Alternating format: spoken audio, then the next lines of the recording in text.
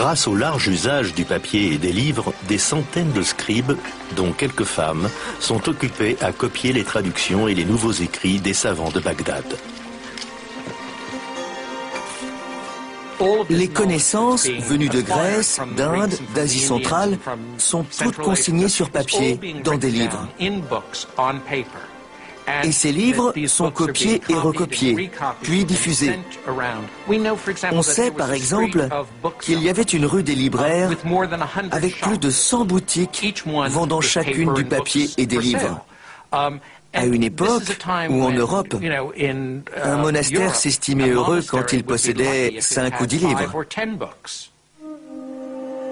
Alors que les moines occidentaux rassemblent leur savoir sur de coûteuses feuilles de parchemin, le papier permet à la civilisation islamique de diffuser largement ses toutes nouvelles découvertes et de créer une communauté étendue sur 3 continents.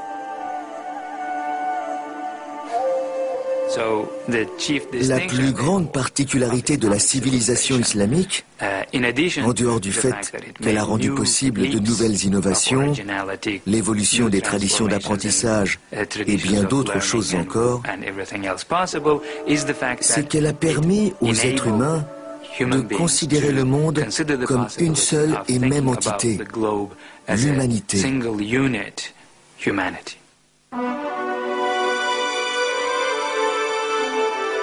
Dans ce vaste empire, il existe un endroit où les chrétiens peuvent côtoyer le mode de vie que les musulmans ont désormais adopté, le sud de l'Espagne.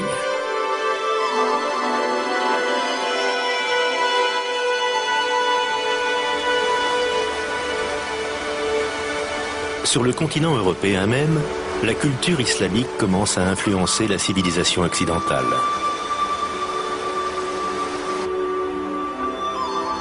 Il y a 1 millier d'années, la ville espagnole de Cordoue était un centre d'études et de culture rivalisante avec Bagdad.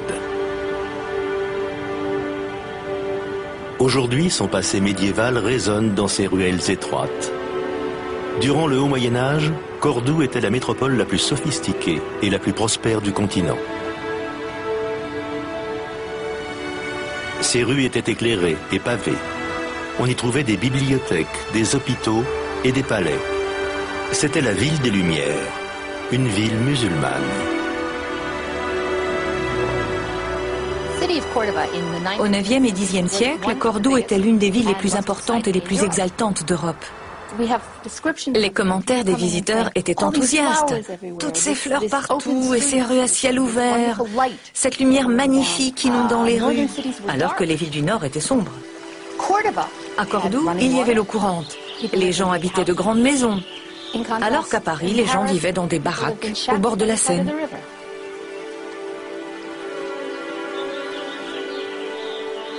Voici ce qui fait alors la fierté de Cordoue. Cet édifice devenu aujourd'hui la grande cathédrale catholique de la ville. Mais la cathédrale de Cordoue a d'abord été une mosquée, l'une des plus grandes de l'Empire islamique. La grande mosquée de Cordoue était tout simplement la plus grande mosquée de la plus grande ville du sud de l'Europe. Quand on monte dans le clocher, le minaret d'autrefois, on surplombe l'ensemble des toits et c'est assez surprenant de voir cette cathédrale avec ses arcs-boutants qui surgit au beau milieu de l'immense mosquée.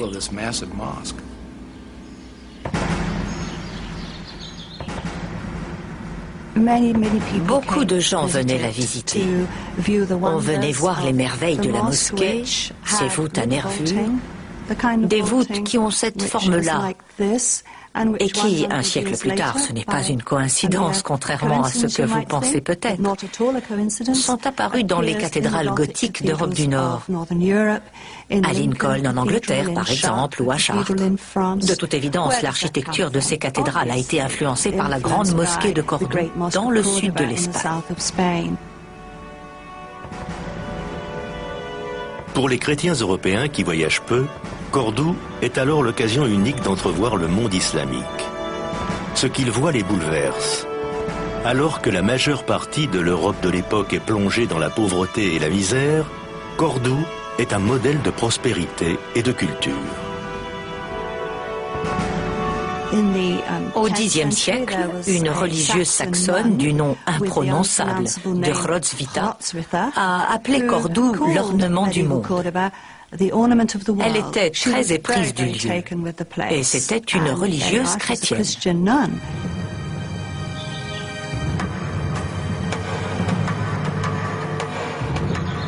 Les Européens qui quittent les pierres froides de leur château du Nord pour se rendre dans les magnifiques villes musulmanes du sud de l'Espagne ne peuvent qu'être impressionnés. Au sommet des collines verdoyantes, surplombant Grenade, se trouve un palais d'une élégance saisissante, un brillant exemple de la richesse et de la sophistication apportée par l'islam à l'Europe médiévale. Ce palais s'appelle l'Alhambra. Pour la plupart des Occidentaux, l'Alhambra est peut-être l'exemple d'architecture islamique le plus célèbre. C'est le meilleur exemple existant de palais musulman du Moyen Âge.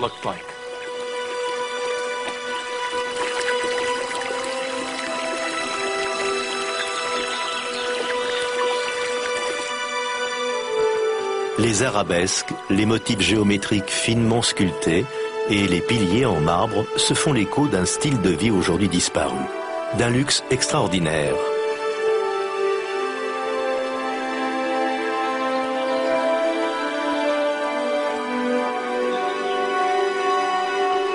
L'Alhambra révèle la splendeur de la culture et de la civilisation islamique. La beauté de l'Alhambra n'est pas tant dans ses détails pris un par un, mais plutôt dans leur combinaison, c'est-à-dire dans la merveilleuse orchestration des différentes textures, des différentes surfaces de lumière, des espaces, de l'eau jouant entre l'intérieur et l'extérieur des bâtiments.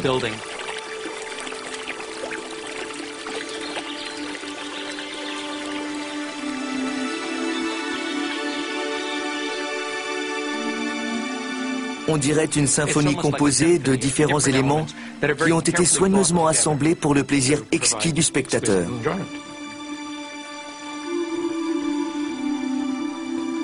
Ici, l'élite musulmane mène la belle vie.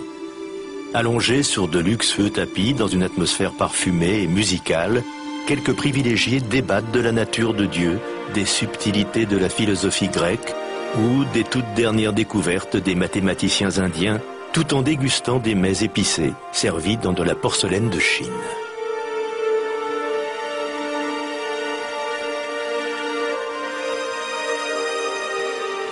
Ils flânent dans des jardins luxuriants, arrosés grâce à un système complexe d'irrigation par gravité.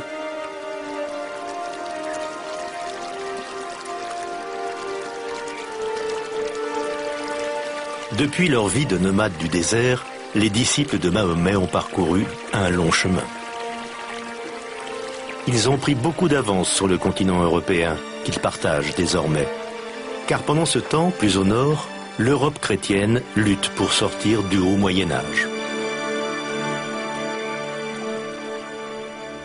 Mais à l'aube du XIe siècle, un drame va se dérouler à Jérusalem. Il va forcer musulmans et chrétiens européens à s'affronter. Jérusalem est alors gouvernée par un calife égyptien, le tristement célèbre Al-Hakim. Al-Hakim avait très certainement une personnalité hors norme. D'un point de vue clinique, aujourd'hui on le considérerait comme un aliéné, comme quelqu'un de fou. En 200 ans, les lieux saints chrétiens de Jérusalem ont toujours été respectés et protégés par les dirigeants musulmans, jusqu'à ce qu'en 1009, Al-Hakim rompe la tradition en ordonnant la destruction du Saint des Saints de la chrétienté.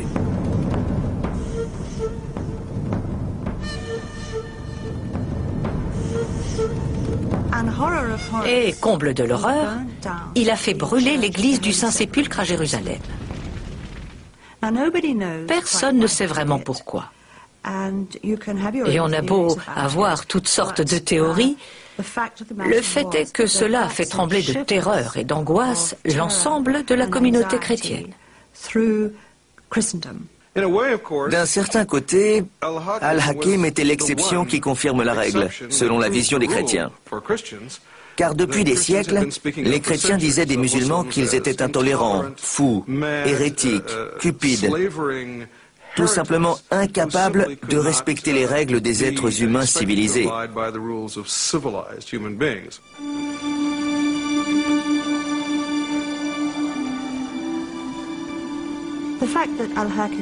Le fait que le successeur d'Al-Hakim ait fait reconstruire l'église du Saint-Sépulcre en 1048 avec l'aide des Byzantins n'a pas suffi à briser la glace. L'idée que tout ne se passait pas bien en Terre Sainte était entrée dans les esprits.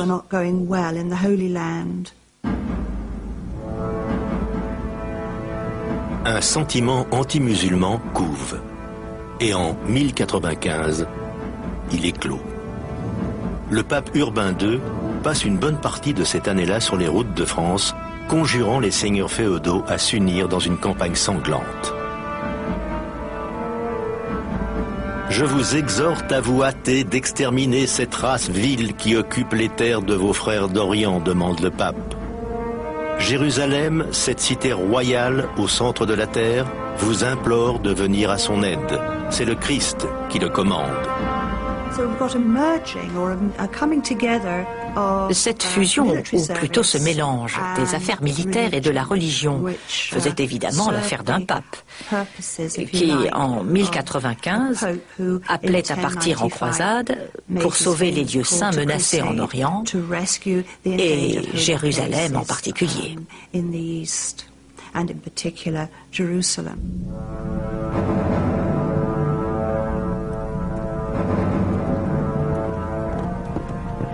En 1097, en Syrie, des bergers musulmans sont témoins pour la première fois d'une scène de terreur qui bientôt se rejouera partout en Terre Sainte.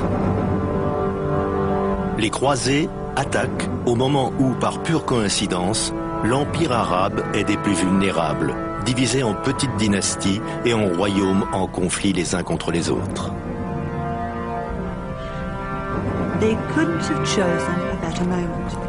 Ils ne pouvaient pas choisir meilleur moment. Le monde musulman était alors très morcelé.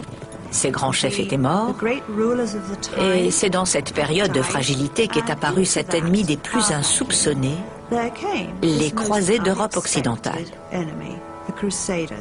Qui aurait pu penser que le monde islamique serait attaqué par un nouvel ennemi venu de cette région? C'était sans précédent. Les musulmans ont été très surpris. Ils ne savaient pas vraiment à qui ils avaient affaire. Ils pensaient que ce n'était qu'une nouvelle bande de Byzantins venus leur chercher des noises et se battre aux frontières. Ils ne soupçonnaient pas qu'il s'agissait d'Européens poussés par un élan extraordinaire de ferveur religieuse et de fanatisme, et dont l'objectif était Jérusalem.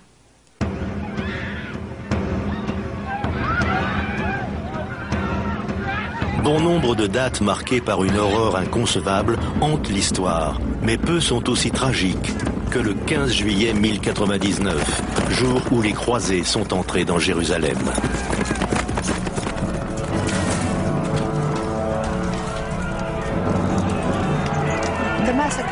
Il y a certainement eu un terrible massacre.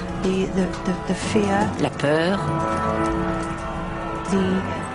la population qui prend la fuite. Cela a dû être épouvantable. Extrait d'une lettre de croisée adressée au pape. Si vous désirez savoir quel sort fut réservé aux infidèles qui se trouvaient dans la ville, sachez que nos cavaliers s'avançaient dans le sang des Sarrasins qui s'élevaient jusqu'aux genoux de leurs chevaux. Ils ont vu la ville sainte et ça les a mis dans un état second. Ils ont déferlé sur la ville, poussés par le fanatisme et la ferveur religieuse.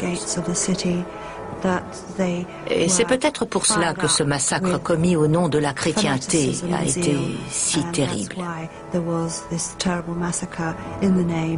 Les musulmans considèrent, à juste titre, qu'une ombre a alors été jetée sur la chrétienté.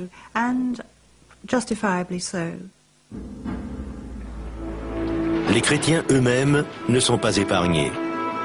Dans l'église du Saint-Sépulcre, des dizaines de fidèles de sectes d'Orient sont massacrés. Pour les croisés, ils ne sont rien de plus que des étrangers.